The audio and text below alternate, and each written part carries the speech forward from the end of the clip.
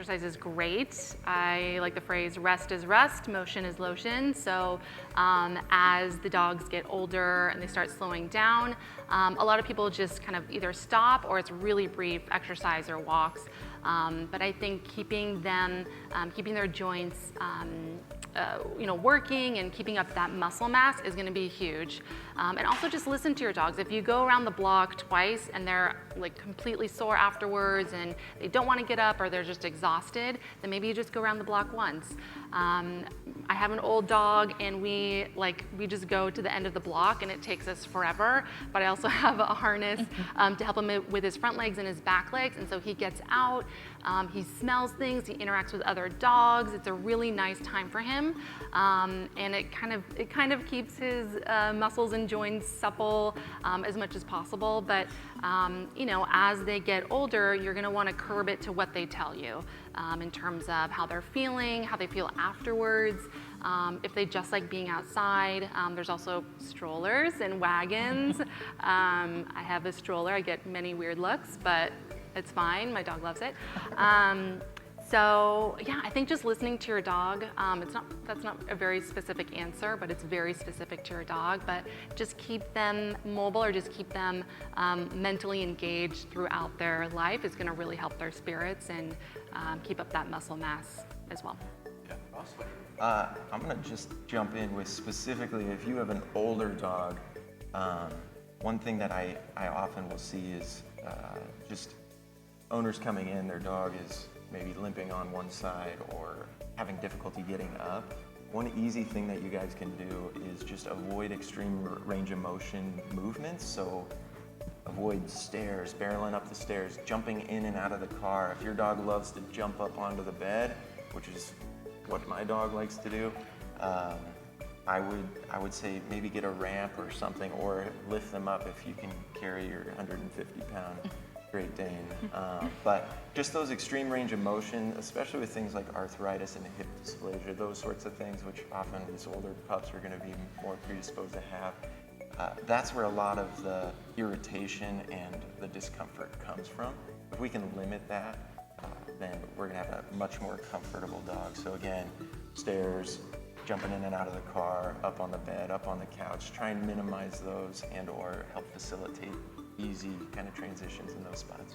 As a follow-up to that, so would you say that you want to implement these sorts of things at a certain age or from even at puppy? Because I know as a puppy, you might want to, I don't know. So, I think there's a lot of benefits of having a super active young pup as far as like getting their energy out. They're going to maybe be a little easier to train and behave better and things. But ultimately, I think, I would just be conscious of it as they kind of pass that 4 or 5-year-old, because even still, we see dogs come in doing these super athletic motions and blowing out their ACL and things because they're running on loose substrates or going up and down incline, or like throwing a ball on an incline is like, to me, I'm just like, oh, it's knees, please don't blow out the ACL, So just like, being conscious of it, I think is a really good place. Like I've had owners come in and just me even just talking about that, they'll go home and be like, wow, my dog throughout a day goes up and down our stairs 42 times. And I'm like, whoa, and they're limping, and then we cut it down to 4, and it's like, hey, we don't even need the meds anymore, so. Yeah, fantastic. And a good segue into this next question, we have a question on weight. So it's no secret that weight plays a big part in dog longevity. Is there an easy way to tell if my dog is overweight for his or her breed? Might throw that one to you again, Ross. So generally speaking, when clients come in with their dogs, it's very easy for people to assume. Most dogs are probably slightly over body condition. I think the best way to conquer that is to help educate and just get an idea of what a healthy weight looks like. Because I think if I show an owner a picture of this is the ideal weight for your breed specific, it'll probably look skinny. Generally speaking, I think it'll probably look skinny for your average person. But every breed's also different. But at the same time, an easy solution is just if you, with your dog, with its size, weight, breed, all of that, having that conversation with a veterinarian or looking at credible sources, just being able to find out what is an appropriate weight and body condition.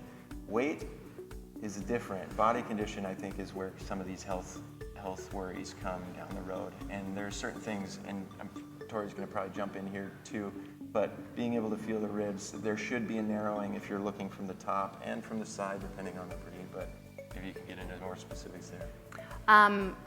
Some people like to take the back of their hand, and if you're kind of feeling the rib area of your own dog, if you feel towards the knuckles, you can feel your kind of hand bones right there, and that feels a little bit bony, but if you go down a little bit further, you can still feel them. So that's how your dog's ribs should feel if you're kind of petting them on each side.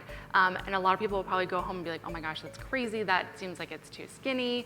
I like to keep my dogs on the thinner side because with breeds, they're just more prone to tear their knees, have back issues. So that's kind of what you want to feel for. I know it's a little bit weird, but also if they feel like this, that means that they're fat.